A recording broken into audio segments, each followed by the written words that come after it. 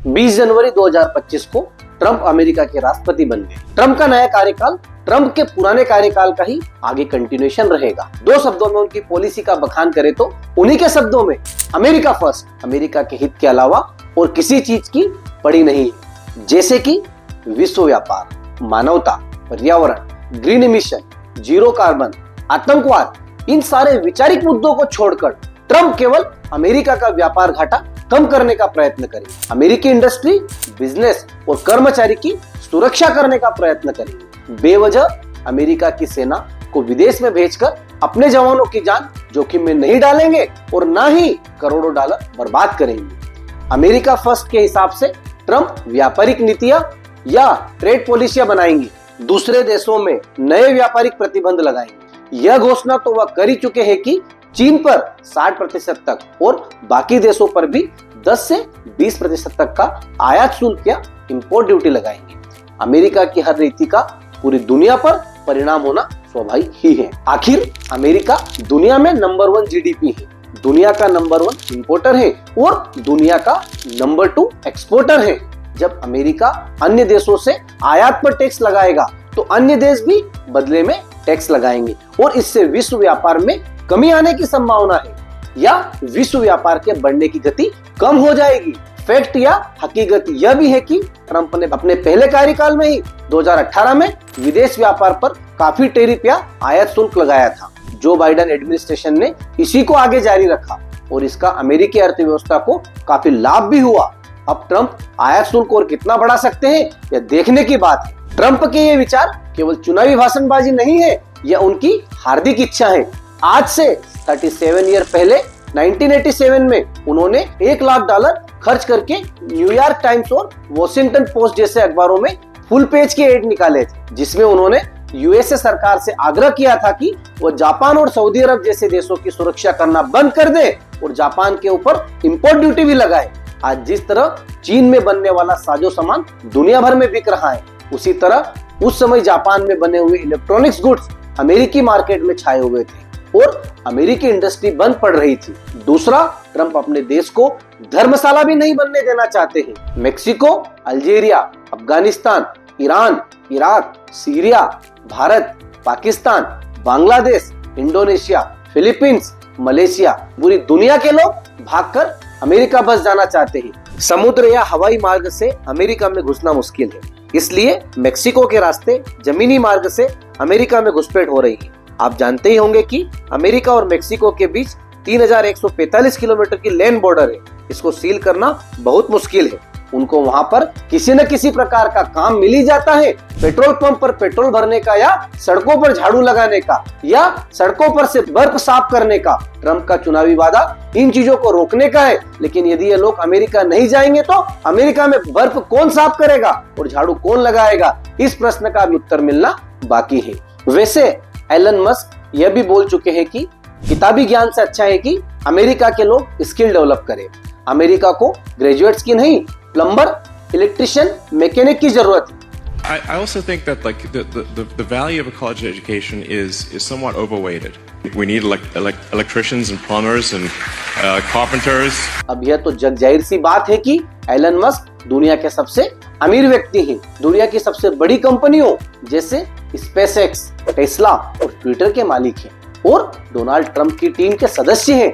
Elon Musk जो Twitter के तो प्रमुख है ही, उससे अधिक इलेक्ट्रिक कार बनाने वाली कार कंपनी टेस्ला और उससे भी बढ़कर स्पेसएक्स या सबसे बड़ी प्राइवेट स्पेस कंपनी के प्रमुख हैं। एलन मस्क को दुनिया का सबसे धनी व्यक्ति माना जाता है। उन्होंने ऐसा कर दिखाया है जिसके सपने ही बाकी लोग देखते हैं। Elon Musk out of the box सोचते हैं, मतलब परंपरा से हटके सोचते हैं। वह चीज सोचते हैं जो सामान्य आदमी या बड़े अधिकारी भी सोच नहीं सकते, जैसे कि रॉकेट की वापस से जमीन पर एंट्री और रॉकेट का बार बार उपयोग किया जाना। ट्विटर कंपनी के अधिग्रहण के बाद 60 से 80% कर्मचारियों की छुट्टी कर दी। उसके बावजूद उनकी कंपनी बहुत अच्छे तरीके से चल रही है।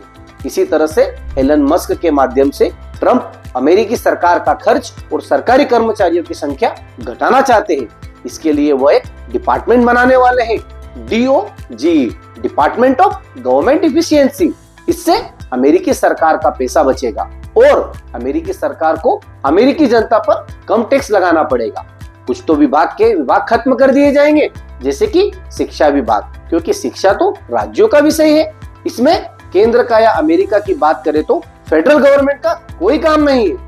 इस तरह अमेरिका वह सरकार बनाना चाहता है जो सबसे कम शासन करे। The government that rules the least is the best. Donald Trump का घोषित उद्देश्य अमेरिकी सरकार में डीप स्टेट को खत्म करना है। डीप स्टेट अधिकारियों, सैनिक जनरलों और उद्योगपतियों के उस गिरोह को कहा जाता है जो कि अमेरिकी सरकार के अंदर छुप के अमेरिकी नीतियों को प्रभावित करते हैं। यह स्वार्थी तत्व कुंडली मारकर सत्ता पर चिपके रहते हैं और लगातार ही अमेरिका और विश्व को युद्ध में झोंकते रहते हैं।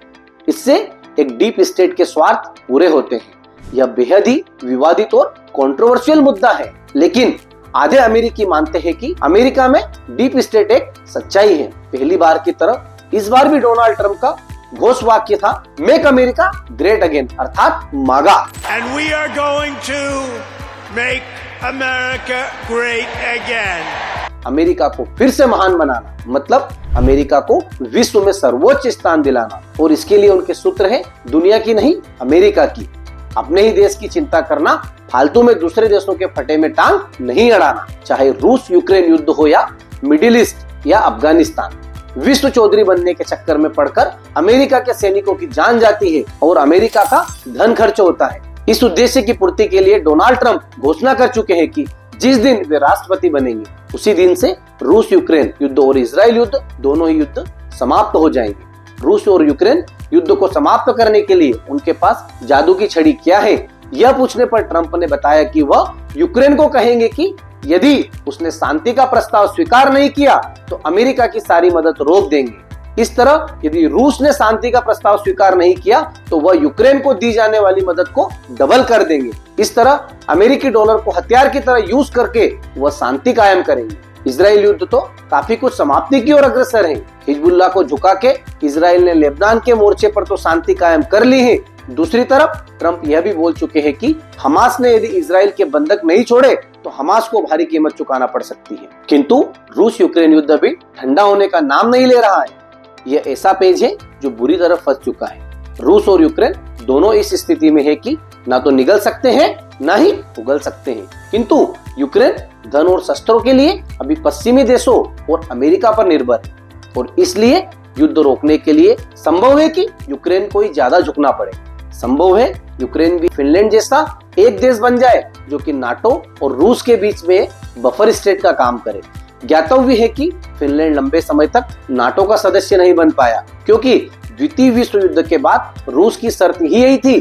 पहल तो रूस पूरे ही फिनलैंड को खा जाना चाहता था। जब यह संभव नहीं हो पाया तो पश्चिमी देश और रूस के बीच में फिनलैंड एक बफर स्टेट बन गया। यूरोपीय सरकार इसलिए घबराई हुई है क्योंकि अब तक अमेरिका का जो सुरक्षा कवच यूरोप को हासिल था वह शायद आगे ना रहे।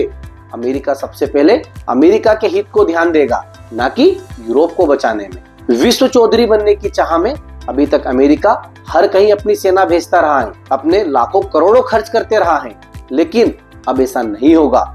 अमेरिकी संबल के बिना यूरोप रूस या चीन के सामने काफी कमजोर हो जाएंगे। यहाँ तक कि भारत के सामने भी अभी तक अमेरिकी सपोर्ट को टेकन फॉर ग्रांटेड समझते हुए यूरोप, कनाडा और ऑस्ट्रेलिया जैसे देश दुनिया भर में दादागिरी करते थे, लेकिन अब शायद ऐसा संभव नहीं हो पाएगा। लेटेस्ट उदाहरण कनाडा का है। जस्टिन ट्रूडो ने भारत के सामने जो दादागिरी करने की जरूरत की, उसका मूल कारण ही उन्हें लगा कि अमेरिका भी उसका साथ देगा। यदि अमेरिका अपना हाथ पीछे खींच लेगा तो जर्मनी, फ्रांस, ब्रिटेन, कनाडा जैसे लोग दुनिया को नैतिकता का पाठ नहीं पढ़ा पाएंगे। डोनाल्ड ट्रंप के राष्ट्रपति पद का चुनाव जीतने के बाद जस्टिन ट्रूडो के सुर बदल गए। एक इंटरेस्टिंग चीज है कि डोनाल्ड ट्रंप ने बड़ी संख्या में भारतीय मूल के हिंदू अधिकारियों को पद दिए हैं, जैसे कि तुलसी गबार्ड, विवेक रामास्वामी, काश पटेल, हरमित ढिल्लन, श्री राम कृष्णन आदि। उनके राष्ट्रपति जेडी वेंस की पत्नी हिंदू है। अपने हिंदू पत्नी के प्रभाव में ही जेडी वेंस शाकाहारी बन गए। वास्तव में ट्रंप भी बोल चुके हैं, I am big fan of Hindu, big fan of India. I am a big fan of Hindu and I am a big fan of India. इसलिए भारत के कुछ लोग मुंगेरे लाल बनकर यह हसीन सपने देखने लगे हैं कि अब तो भारत की सारी समस्याएं, जैसे बांग्लादेश में हिंदुओं का उत्पीड़न या पाकिस्तान द्वारा आतंकवादियों की घुसपैठ हो या चीन की दादागिरी, जैसी सारी समस्याएं ट्रंप दादा ही हल कर देंगे। लेकिन लगता है कि वर्तमान की मोदी सरकार इस बारे में पूरी तरह से जागृत है और इसलिए कुछ दिनों पहले उन्होंने अमेरिका को हड़काया है कि वह भारत को अस्थिर करने का प्रयास न करे। नवनिर्वाचित राष्ट्रपति डोनाल्ड ट्रंप ने भारत पर पारस्परिक कर रेसिप्रोकल टैक्स लगाने का इरादा जाहिर किया है। ट्रंप ने इस मुद्दे पर बोलते हुए कहा था कि अगर वो हम पर भारी टैक्स लगाते हैं तो हम भी उन पर उतना ही टैक्स लगा सकते हैं। ट्रंप ने कहा कि अभी तक वो टैक्स लगा रहे हैं लेकिन हम ऐसा नहीं कर रहे हैं। ट्रंप का ये बयान उनके राष्ट्रपति पद की शपथ लेने से कुछ दिन पहले आया है। ट्रंप इसके पहले भी भारत को टेरिफ किंग कहकर आलोचना कर चुके हैं। ट्रंप ने हाल ही में ब्रिक्स देशों को अमेरिकी डॉलर के अलावा किसी भी मुद्रा का समर्थन करने पर उनके निर्यात पर 100% कर लगाने की चेतावनी दी थी। ट्रंप की अमेरिका फर्स्ट की नीति और इंडिया प्रेम में कुछ भी अटपटा नहीं है, इसलिए कुछ विरोधाभास नहीं है। इसमें स्ट्रेटेजी है, रणनीति है। ट्रंप का दुश्मन नंबर 1 चीन है, दूसरा रूस और मेक्सिको है, क्योंकि वहां से अवैध घुसपैठ होता है। अब ऐसे में सारी दुनिया से तो दुश्मनी मोल नहीं ली जा सकती ना। जब चीन से आयात कम हो जाएगा तो कहीं ना कहीं से तो सामान आयात करना ही पड़ेगा। इसलिए ट्रंप भारत से उतनी दुश्मनी नहीं बढ़ाएंगे। जो चीज अभी तक चीन सप्लाई करता था वह भारत से सप्लाई करवाने का प्रयत्न किया जाएगा। भारत में भी सस्ती मैन्युफैक्चरिंग का काफी पोटेंशियल है।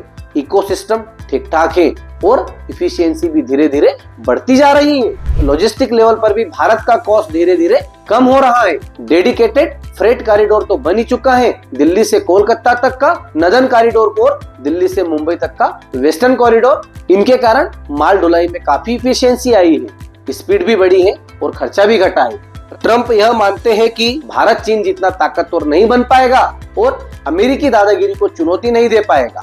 विश्व व्यापार, उद्योग, टेक्नोलॉजी और डिफेंस की यही दशा और दिशा चलती रही तो कुछ ही सालों में चीन अमेरिका को पछाड़कर दुनिया में नंबर 1 बन जाएगा और ट्रंप यह नहीं होने देना चाहते।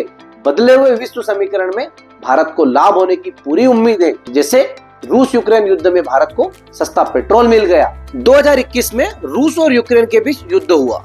उसके पहले भारत रूस से प्रतिवर्ष लगभग 30 lakh ton crude oil import करता था, लेकिन युद्ध के कारण पश्चिमी देशों ने रूस से तेल खरीदना बंद कर दिया और रूस ने भारत को सस्ते दामों पर तेल बेचा। जो तेल बाजार में $90 प्रति बैरल था वह भारत को रूस ने $60 प्रति बैरल में उपलब्ध कराया। इतने तगड़े फायदे को भारत ने तुरंत भुनाया और भारत ने रूस से अपना आयात बढ़ाया। सन 2023 में भारत ने रूस से 9 crore ton crude oil import किया। सीधे सीधे लगभग 25 से 30 गुना की बढ़ोतरी हुई। इससे भारत ने अरबों रुपए का लाभ कमाया। अमेरिका और चाइना की ट्रेड वार का फायदा भारत को मिल सकता है, लेकिन इसके लिए भारत को अपना परफॉर्मेंस और इफिशियंसी और भी बढ़ानी पड़ेगी, तभी जाकर इस अवसर का लाभ लिया जा सकता है।